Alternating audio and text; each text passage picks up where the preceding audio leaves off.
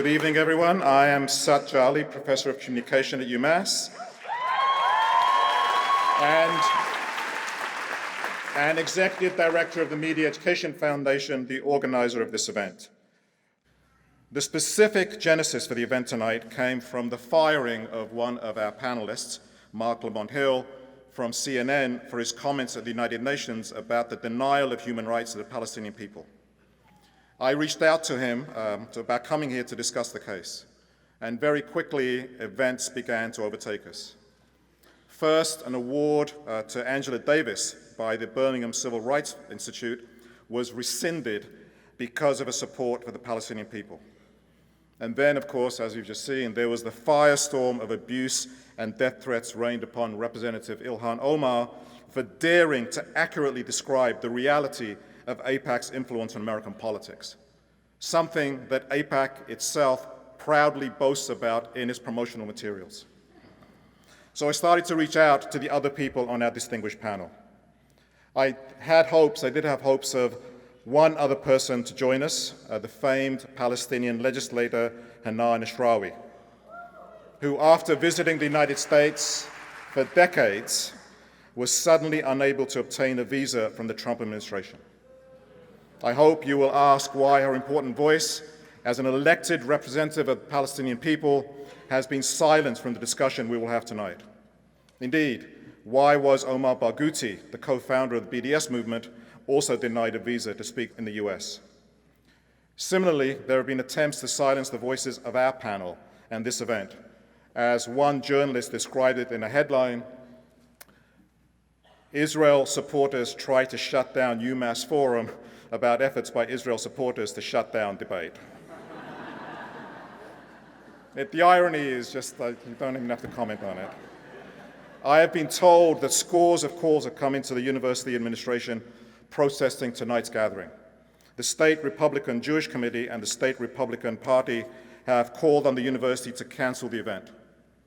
A letter to the Chancellor, signed by 80 right-wing pro-Israel organizations, including the Zionist Organization of America, the American Jewish Council, and the World Jewish Council, protested the event and wanted the university to disassociate itself from it, demanding that the three departments who originally co-sponsored, the Department of Communication, of Women, Gender, and Sexuality Studies, and the Resistance Studies Initiative,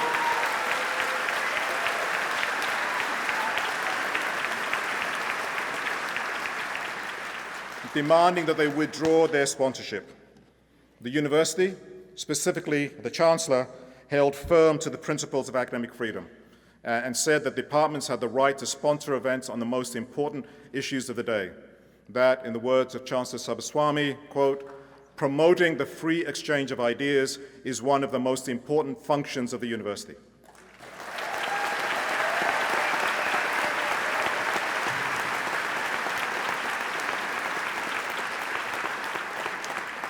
Further, as an act of solidarity against this intimidation by these reactionary outside groups, actually and some internal ones as well, and in defense of academic freedom and free speech, a number of other departments have subsequently joined the list of sponsors.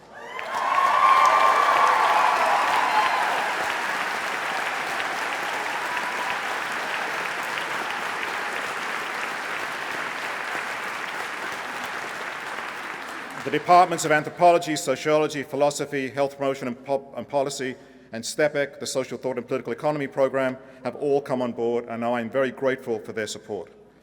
I know that there was also very vigorous debate and discussion in a number of other departments about whether to support the event. In fact, I think it's safe to say that very few events in recent UMass history have garnered as much attention and argument as this one. So the event actually has already served its primary function, to stimulate talk,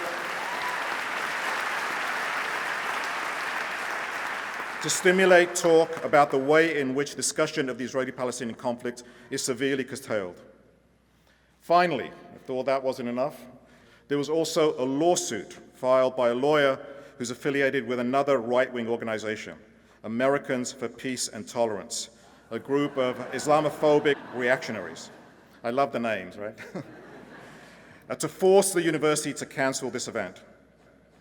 The injunction, of course, was thrown out, laughed out of court, actually, on Thursday. As everyone knew that it would be, even the people bringing it knew it would be thrown out of court. Yes, yes. That allowed this event to proceed. But if the injunction was not really about stopping this event, why did they spend the thousands of dollars on it? And the answer is pretty clear. It was not about this event. It was about the next one that may be planned by some other group. It was an act of intimidation and bullying about the future. I want to close by thanking everyone at UMass and throughout the Valley who's reached out to me and my colleagues at the Media Education Foundation over the past couple of weeks to express their support for this event. I also want to say a special thank you to members of Students for Justice in Palestine at UMass.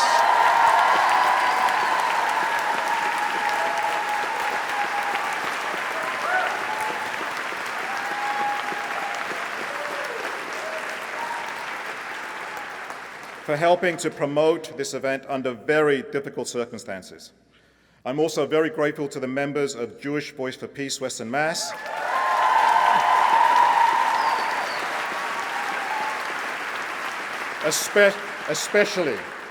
especially Rachel Weber of JVP, who went to court for us and helped defeat the motion to stop this event by making an impassioned argument about the dangers of watering down the dangers of actual anti-Semitism by conflating it with criticism of Israeli repression.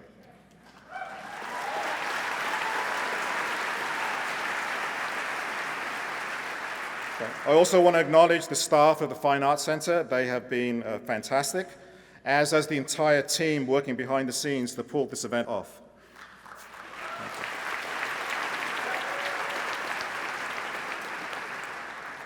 Finally, I want to thank the entire staff of the Media Education Foundation for all their work on this event, especially David Mello for his technical support, and especially Loretta Alper and Jeremy Earp, who have put countless hours into managing the details of this event.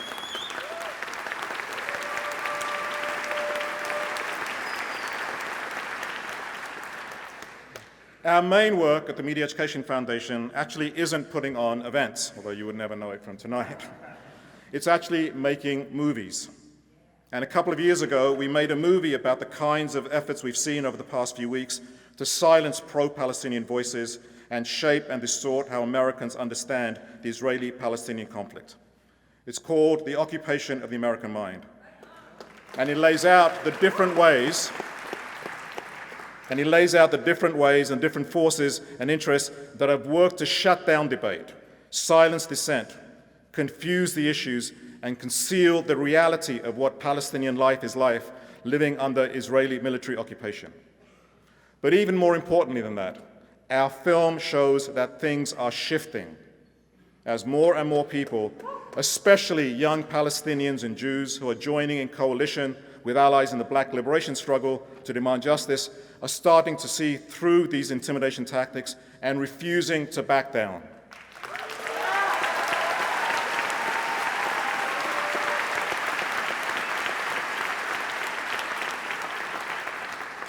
What the resulting desperation, the phone calls, the letters, the lawsuits reveal to me is that the right are scared.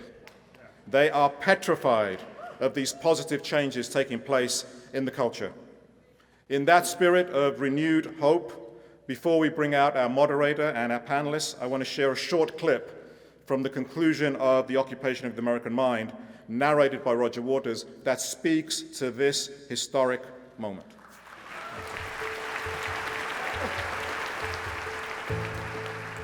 Over just the past few years, the proliferation of social media and internet news sources has made it increasingly difficult for the Israeli government and pro-Israel groups in the US to manage American perceptions of the conflict. Video footage and reporting from the ground bearing witness to the reality of the occupation are now more accessible than ever on the internet. In addition, over the past few years, a number of high-profile documentaries made by Israeli and Palestinian filmmakers alike have trained a harsh light on current Israeli policy and the repression of Palestinian rights. זה כפר קטן, קטן. מה אתם חושבים? אין לכם לב? אין לכם משפחה?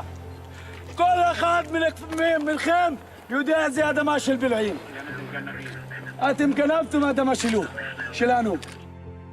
At the same time, a powerful new boycott, divestment and sanctions movement has been gaining momentum and raising awareness of the occupation.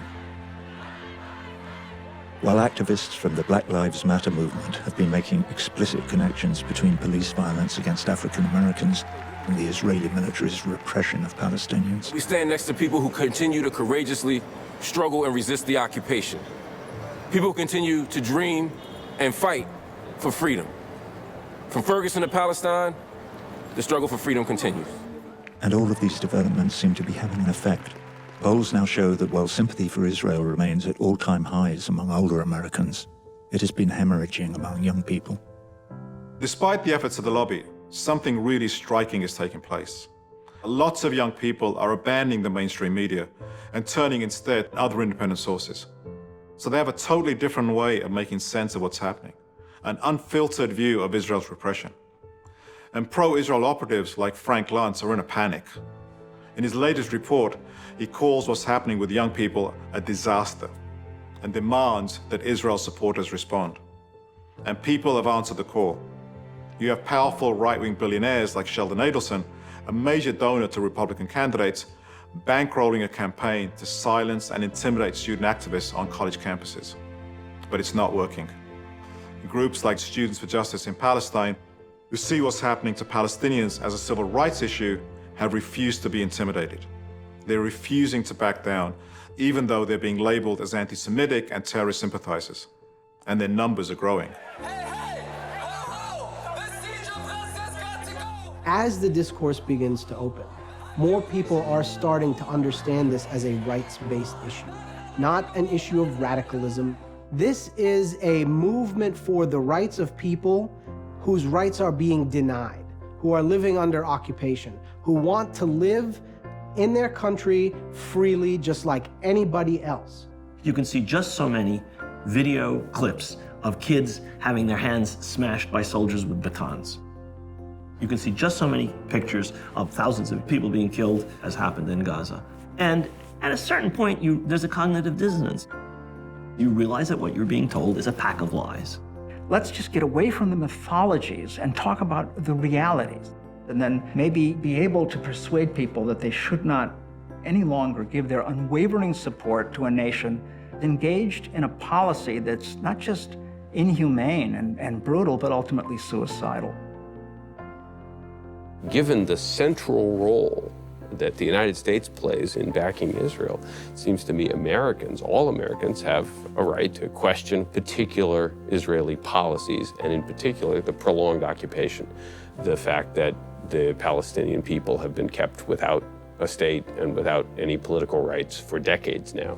For us in the United States, I think, the issue has to be, what is our government doing? How is our government allowing, enabling, supporting, arming, defending Israeli violations? In the end, this comes down to a battle for the minds of the American people. A battle over the stories they're told to make sense of this conflict. A battle over perception. The more Americans are able to see the reality of occupation with their own eyes, to see images of routine daily violence, of the repression and humiliation that never make their way into mainstream news, the more they'll question the image of Israel as this tiny little David up against the bullying Arab Goliath, and start to wonder if it's actually the outgunned Palestinians who might be the real Davids here. When that starts becoming the dominant perception here in the US, all bets are off. It all comes down to American public perception. That's the one way to change anything. Changing perception and understanding here, leading to a change of policy here. As long as the United States supports Israel, nothing's going to happen. The US government will support it as long as the US population tolerates it.